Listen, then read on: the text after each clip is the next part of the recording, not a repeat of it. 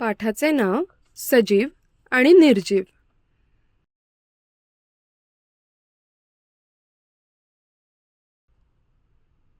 शब्दसंग्रह. Table, pencil, पुस्तक, घरच्या गोष्टी, पलंग, खेळणी, इमारत, वीट, झाड, सूर्य,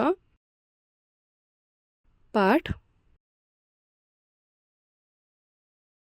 तुमच्या शाळेतील बेंच, पेन्सिल, वही, घरातील भांडी, वही या सर्व वस्तू आहेत.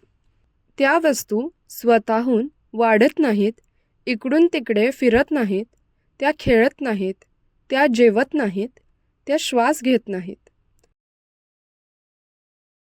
त्या वस्तू निर्जीव आहेत.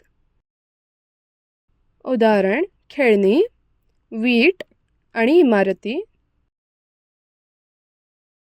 या निर्जीव वस्तू माणसे बनवतात.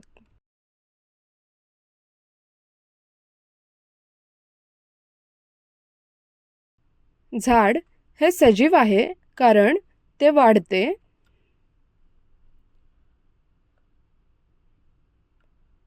सूर्याकडून जेवण खाते. व्यवसाय.